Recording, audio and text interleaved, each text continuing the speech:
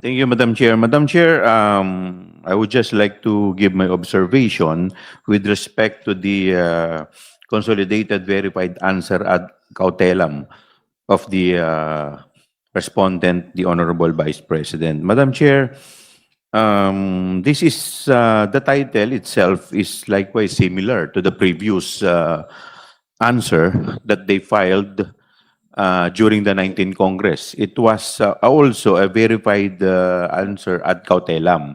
So meaning to say, they are now questioning the jurisdiction of this committee without rebutting or answering the accusation point by point.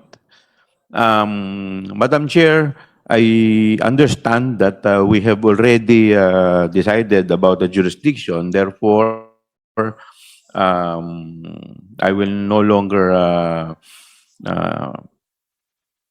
lay down the premise with respect to this. Now, it is also quite interesting, Madam Chair, and from the reading of paragraph 1, it appears that this consolidated verified answer is somehow or similar to a motion to dismiss.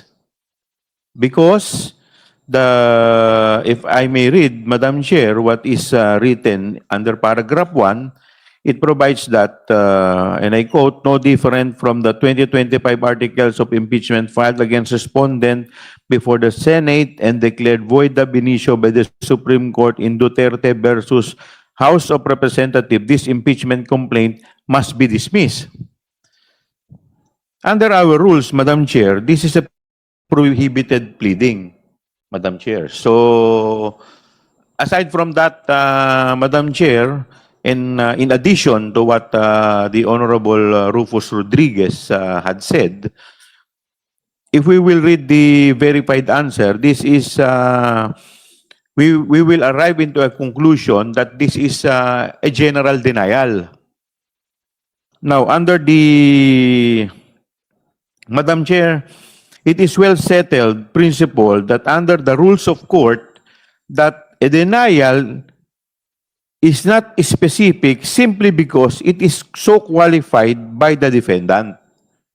A general denial does not become specific by the use of the word specifically. Paragraph 4 of BP Duterte's consolidated verified answer ad cautelam is, in substance, precisely of such nature. More so, nothing in the said answer controverts the allegation raised in the Sabala complaint. And therefore, all allegations, Madam Chair, in the complaint stand as they were never rebutted. And therefore, Madam Chair, I believe that because of this, we need to conduct a hearing. Thank you, Madam Chair. Again, for the guidance of the justice members, we are not moving backward. We are moving forward. As I have stated in the opening statement, we have discussed thoroughly already the impeachment complaints. What we need to discuss today is the answer, whether that reduces the sufficient ground required to be able to proceed to the hearing proper. The Honorable Ilago is recognized. Yes, maraming salamat, Madam Chair. At tungkol lang sa usapin ng due process, hindi po ang standards ng mga members ng committee ang tinitignan kung na-violate ba talaga ang due process, kundi ang pagsunod sa rules of procedure ng kapulungan na ito pagdating sa impeachment proceedings. At malinaw sa rules of procedure, pagdating sa impeachment proceedings ng kapulungan na ito, may mga private citizens na nag-file ng verified impeachment complaint at ito ay na-endorso ng members ng House of Representatives. Nasama rin sa order of business, nagkaroon ng referral sa House Committee on Justice. Sa proceedings mismo, nagkaroon ng determination kung sufficient ba in form and in substance ang bawat impeachment complaint. Nailatag din ang jurisdiction ng committee.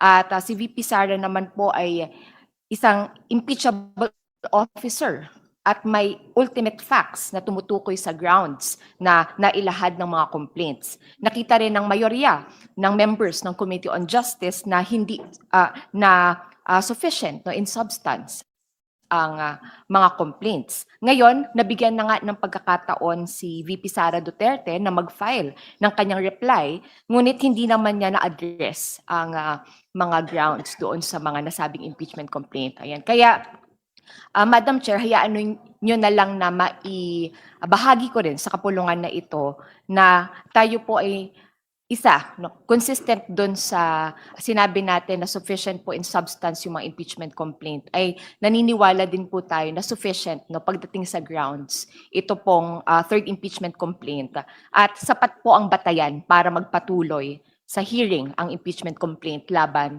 kay Vice Presidente Sara Duterte. Sa ilalim nga po ng ating konstitusyon, maaaring tanggalin sa pwesto sa pamamagitan ng impeachment ang Presidente, Vice Presidente, mahistrado ng Supreme Court, members ng Constitutional Commissions at Ombudsman dahil sa culpable violation of the Constitution, treason, bribery, graft and corruption, other high crimes o betrayal of public trust. At ayaw ko na nga po sanang ulitin, no?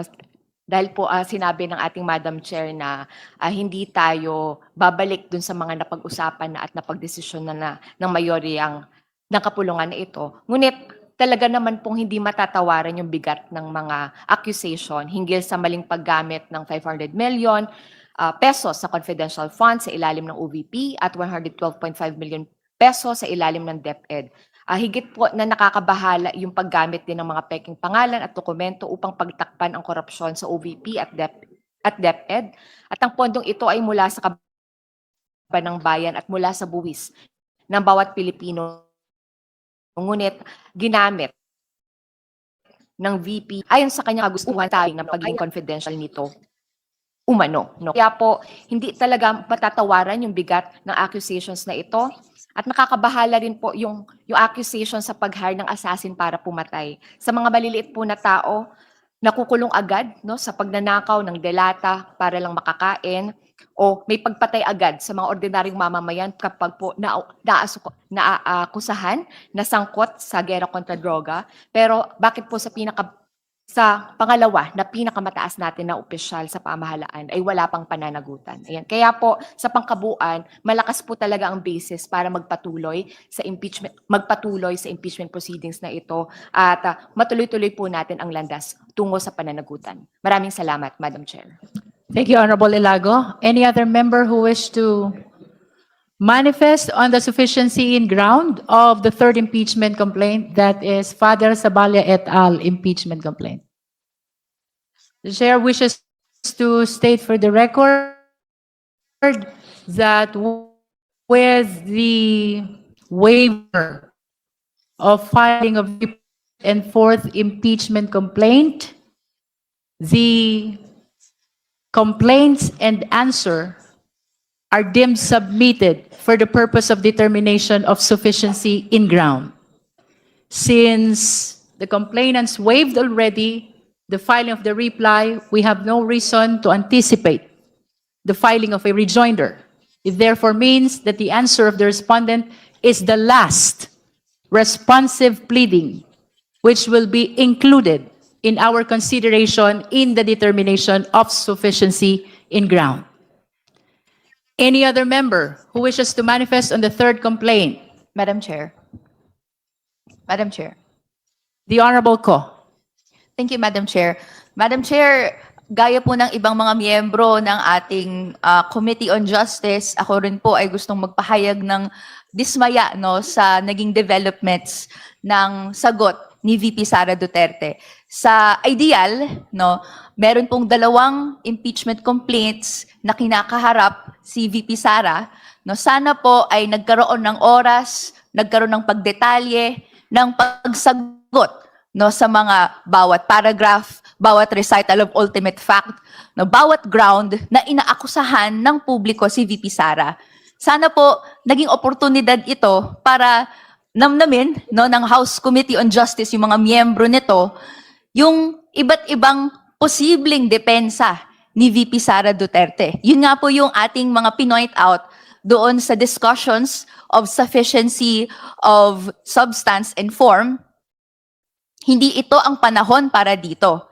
Kailangan nating bigyan si VP Sara Duterte mismo no, ng kanyang pagkakataon or opportunity to defend herself according to due process. Nalatag po ng ating kinatawan sa Gabriela no, ng kababaihan na we went over and above, no? Dinetalye yung steps by which this due process is provided to the Vice President. And unfortunately, ang pagtingin ng representasyon na ito, she squandered that opportunity. No? Sa simpleng pagbigay ng kanyang response ad cautelam, no, na sinasabi lang niya na ito'y sagot, pero no waiver of all other remedies, pero kung iisa-isahin natin yung kanyang naging content doon sa kanyang answer, they are non-answers. They are continuously pagbalik doon sa, and pag-harp on sa naging proceedings ng sufficiency in form, sufficiency in substance, no? And generally, mga habol sa naging proseso. Ito'y oportunidad sana para ang mga miyembro makapag-take talaga din ng pagkakataon na ma-appreciate yung defense ni VP Sara Duterte. Alas, hindi po ito pwedeng mangyari sa gantong stage.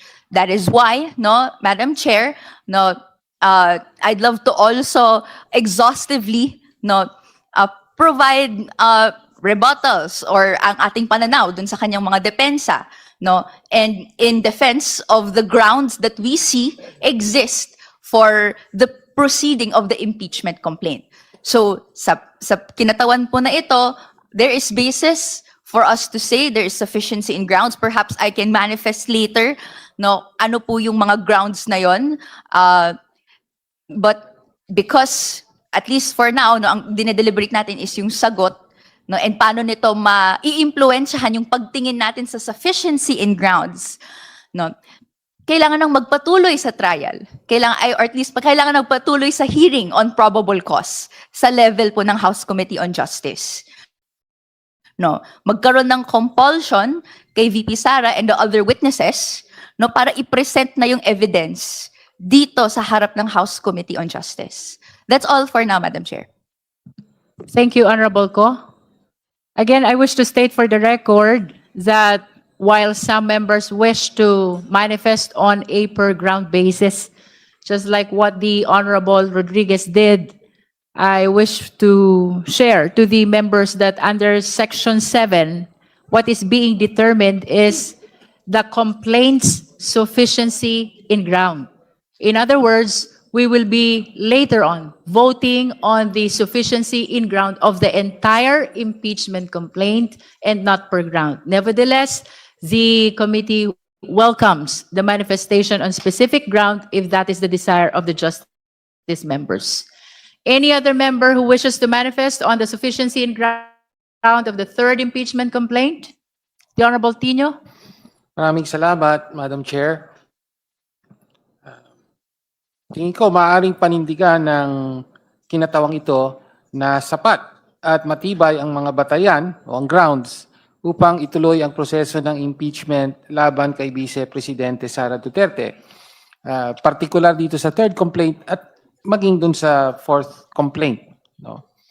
Unang punto, ipinapahiwatig ng kanyang tugong isinumite ng ad cautelam o with caution ang kanyang plano ngayon pala na i-discarril na proseso takasan ng tutan sa pamamagitan ng pagtakbong muli sa Korte Suprema. So yun na po ang ibig sabihin. No? Nanawagan tayo hindi lang sa Justice Committee kundi sa House na kailangan panindigan natin ang ating poder, no? Our power as a co-equal branch sa proseso ng impeachment. No? Hindi dapat tayo pumayag na muli na namang madiskaril ng isang desisyon ng Korte Suprema ang impeachment.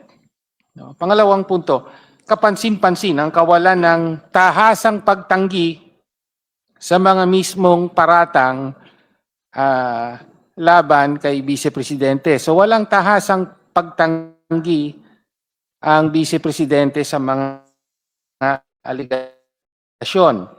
Hindi kailanman sinabing ito ang mga akusasyong ito o inilatag kung ano ang tunay na nangyari.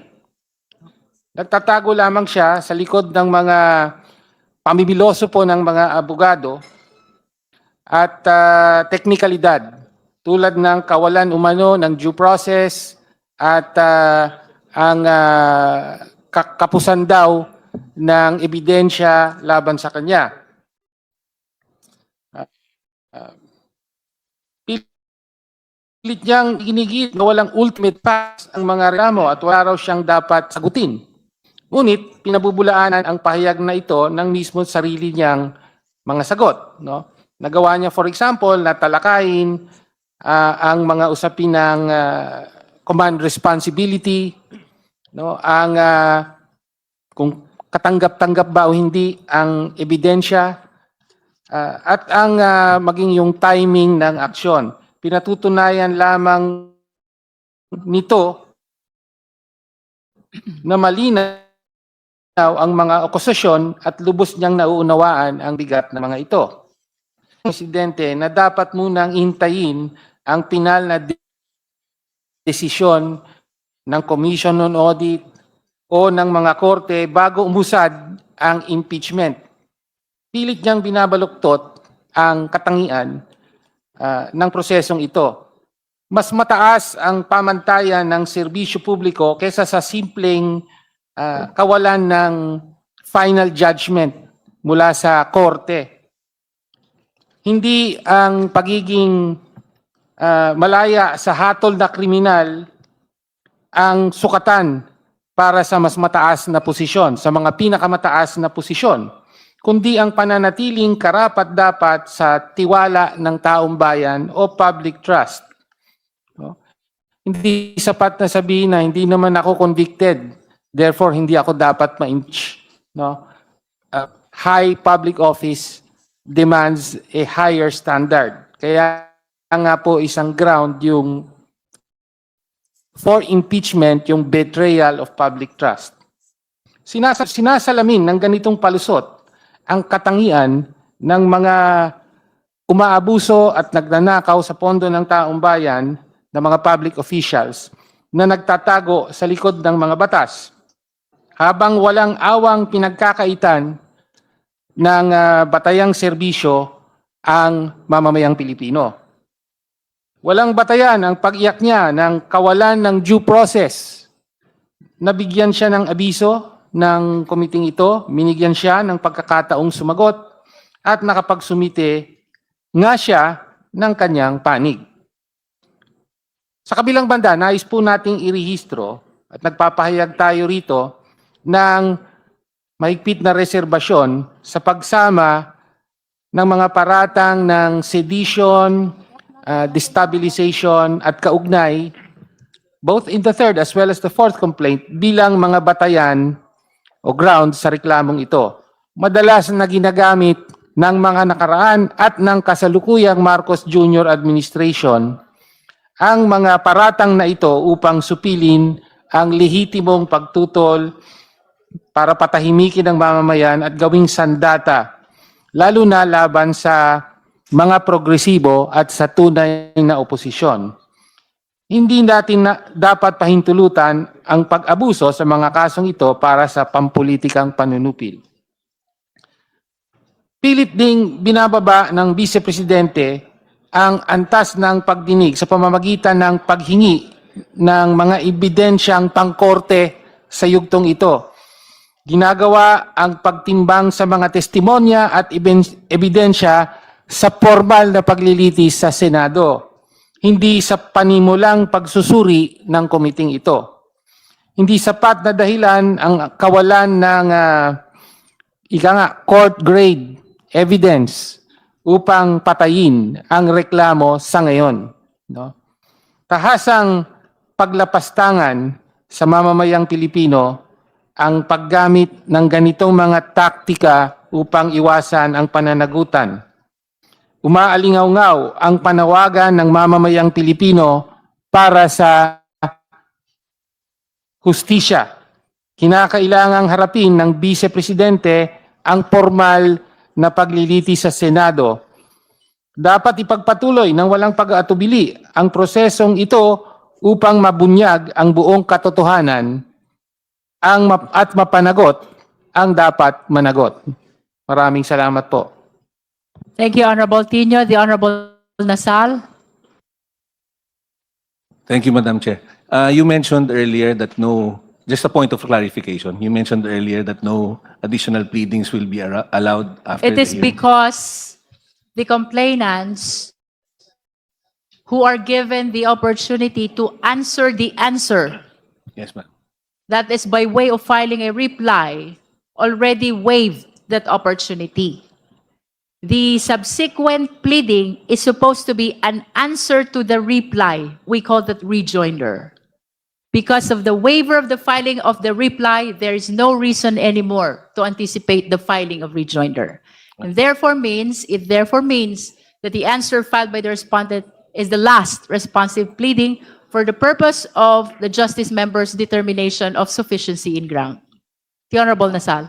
Yes, ma'am. But after that, ma'am, notwithstanding, pwede pa rin po silang mag-submit ng...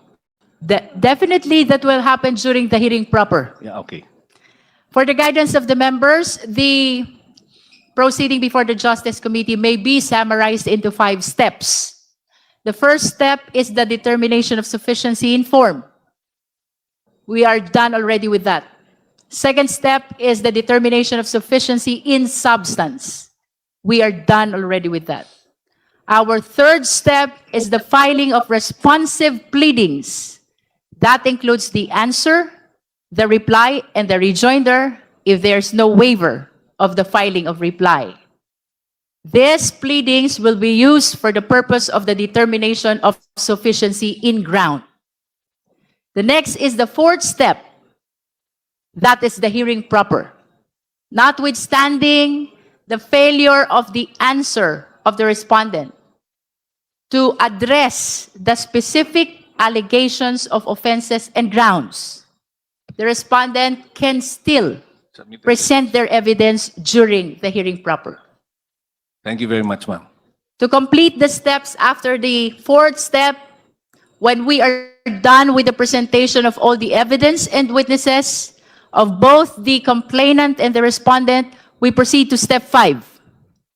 That is the determination of probable cause, where the justice members will vote by the majority of all the members. This time, this is not a simple majority.